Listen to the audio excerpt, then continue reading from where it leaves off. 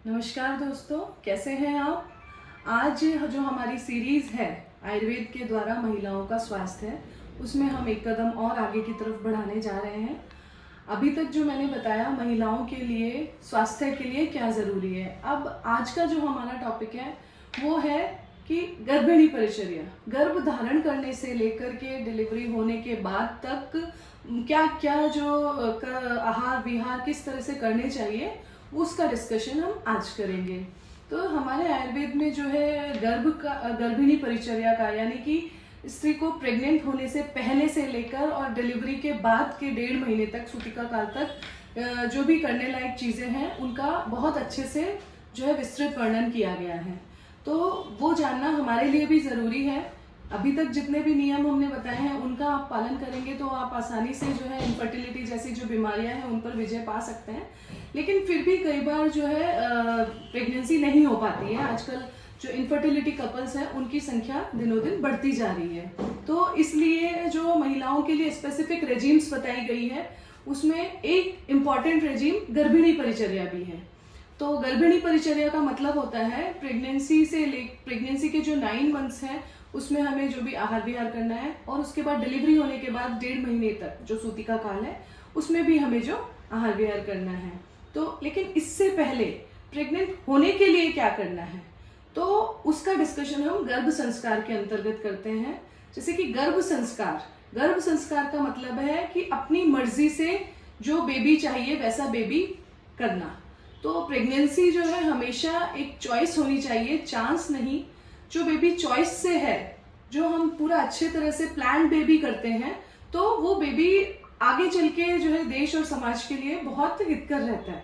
तो जैसे हमें अगर मान लो, हम पहले भी हमने पढ़ा हुआ है कि अर्जुन का जो बेटा था अभिमन्यु, वो पूरे चक्रव्यूह को पार कर चुका, क्योंकि उसकी जो माँ थी उसने गर्भ संस्कार गर्भिणी परिचर्या को फॉलो करते हुए उसे जन्म दिया। इसके अलावा भक्त प्रहलाद की कहानी, वो इतने राक्षसों के बीच में रहकर भी जो है अच्छा भगवान का डिवोटी बन पाया।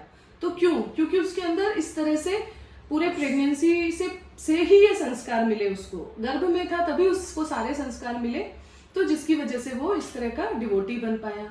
तो आज हमारे देश को भी अच्छे बच्चों की, अच्छी जो है युवकों की जरूरत है कि उस हमारे देश को बढ़ाने के लिए चाहिए। आज हम देख रहे हैं कि हमारे समाज में बच्चे हैं, किसी से मतलब नहीं है, उनको अपना सेल्फ सेंटर्ड है नहीं। लेकिन अगर हमें देश को आगे चलाना है तो हमें अच्छे इंटेलिजेंट बच्चों की, जो कि अच्छा सोचते हो, उनकी जरूरत है। तो उसके लिए हम गर्भ संस्कार के नियमों को फॉलो करेंगे तो अच्छा रहेगा। गर्भ संस्कार का मतलब है कि एक हेल्दी इंटेलिजेंट प्रोजेनी का जन्म।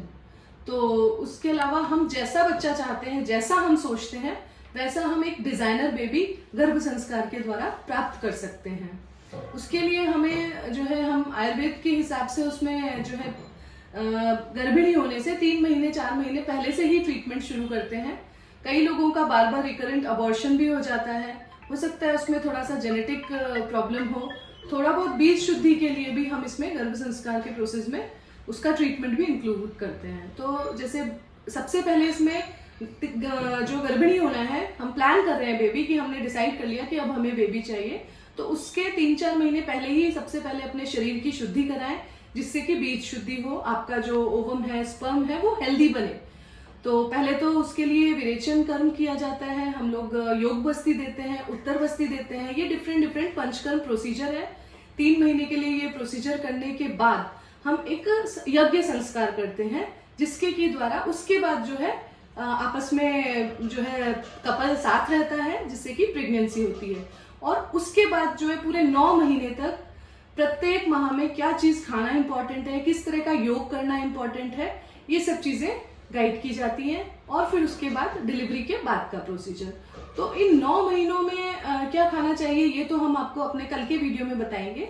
लेकिन हमें बस आज के वीडियो में मैं आपको इतना ही संदेश देना चाहती हूँ कि आयुर्वेदिक विधि को अपनाएं, और जो बेबी है वो प्लान करें by choice, not by a chance. जैसे कि आजकल के जमाने में ज्यादातर हो रहा है कि हम चाहते नहीं है, मैडम बच्चा लग गया, अब हमें जो है पिल दे दो, या फिर हमने तो सोचा नहीं था, ऐसे ही बच्चा लग गया। नहीं, ये सोच गलत है।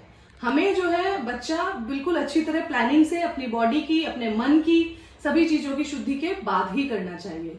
जिसके के लिए हमें गर्भ संस्कार को फॉलो करना चाहिए। तो आपका जो भी आयुर्वेदिक डॉक्टर है, आप उनसे सलाह करके अपना जो है गर्भ संस्कार की प्लानिंग कर सकते हैं कि हमें कैसे गर्भ संस्कार लेना है।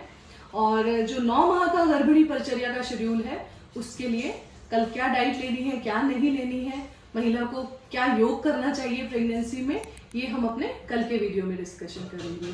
Thank you. आज का वीडियो अगर आपको पसंद आया हो तो please like, subscribe and share करना ना भूलें।